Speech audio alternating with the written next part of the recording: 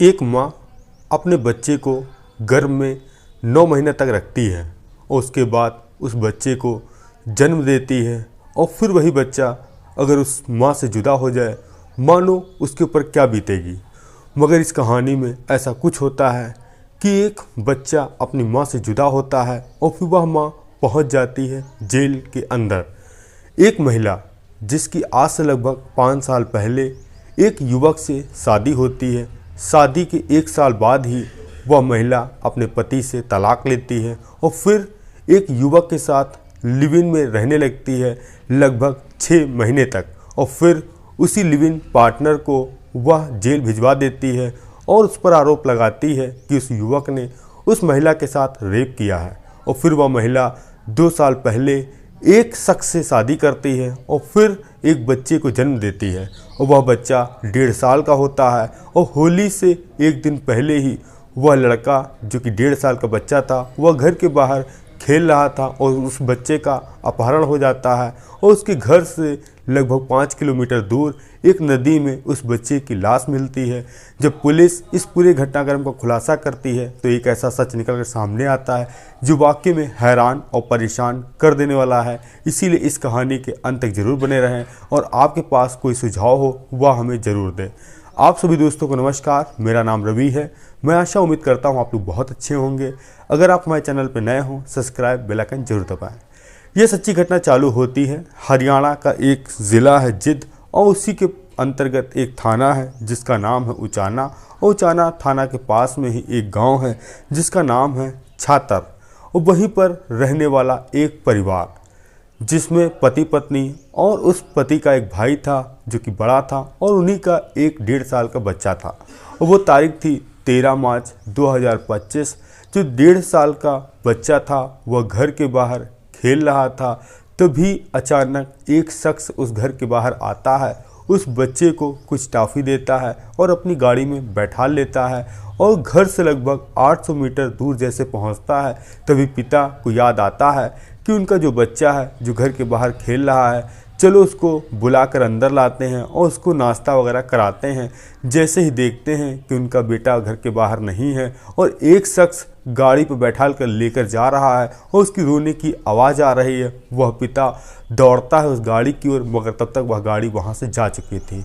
अब पिता बहुत परेशान था और गांव के बाहर तक की साइकिल से जाता है, अपने बेटे की तलाश करता है, मगर बेटा उसका कहीं भी नहीं मिलता है।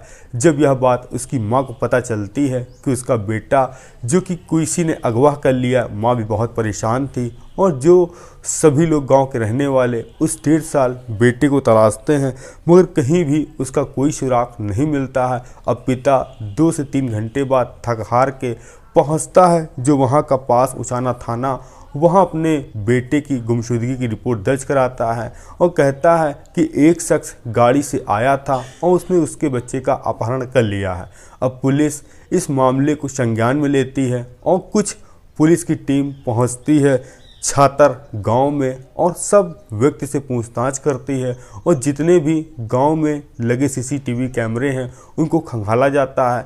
तभी एक सीसीटीवी में कैद होता है वही व्यक्ति जो कि गाड़ी से उस 1.5 साल यश को लेकर जा रहा था। अब पुलिस उसकी फ़ोटो निकालती है और पूछती है गांव वालों से तो पता चलता है यह शख्स कोई और नहीं, यह बच्चे का चाचा है जो कि इसी घर पर रहता है। अब जब यह बात उस बच्चे के पिता को बताई जाती, वह भी हैरान था और परेशान था क्योंकि वह उसका चाचा अभी तक घर आया भी नहीं था और जो कि वह काम पर जाता है, शाम के 6 बजे तक लौट आता है। अब जो उसका पिता था, पुलिस वाले उस शख्स को ढूंढ रहे थे। उस शख्स का नाम था जो कि सोनू।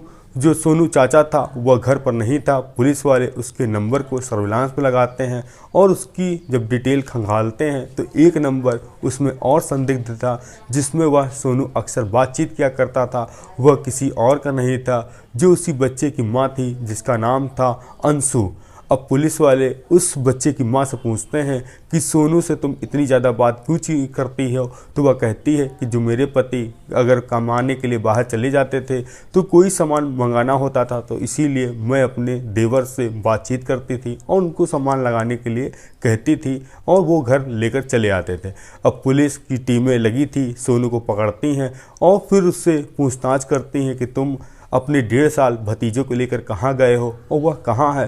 तो वह कुछ भी नहीं बताता है और कहता है कि जो कुछ भी हुआ है वह उस बच्चे की माँ के कहने पे हुआ है। अब पुलिस वाले उस माँ को और उस देवर को बैठालते हैं और कड़ाई से पूछताछ करते हैं, तो दोनों टूटते हैं, एक ऐसा खुलासा करते हैं, बताते हैं जो बच्चा है उन्होंने उसको मार दिया है, यानी नदी में मारकर फेंक दिया है। अब पुलिस की टीम उस नदी में पहुंचती है, जो वहां की नदी थी जो कि नरवाना के निकट सिरसा ब्रांच नहर थी, और वहां पर देखती है, जो गोताखोर उनके पहुंचते हैं, उस बताई हुई जगह से 1 किलोमीटर दूर उस बच्चे की डेड बॉडी मिलती है जो कि मृत अवस्था में था। अब पुलिस वाले अब दोनों से कड़ाई से पूछताछ करते हैं कि तुमने उस 1.5 साल के बच्चे का कत्ल क्यों किया, जो कि एक बहुत ही अच्छा बच्चा था और वह अभी दुनिया में आया था, 1.5 साल ही उसे हुए थे, आखिर उसने ऐसा क्या किया जो तुम लोगों ने उसका कत्ल किया।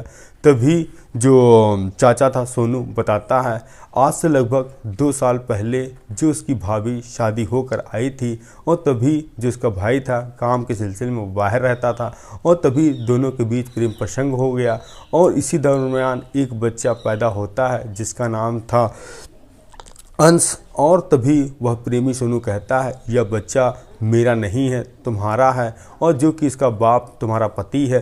अब मैं नहीं चाहता हूं कि यह बच्चा तुम्हारे साथ रहे, अगर तुम्हारे साथ रहेगा तो हम लोग आपस में संबंध नहीं बना सकते हैं, और अगर यह बच्चा कहीं बड़ा होगा और अपने पापा को सारी बात बताएगा, जिसके बाद हम लोग पकड़े जाएंगे। तभी मैंने और जो मेरी प्रेमिका थी अंशु ने मिलकर एक प्लान बनाया, क्यों न बच्चे को अपहरण किया जाए, उसके बाद उसका कत्ल कर दिया जाए।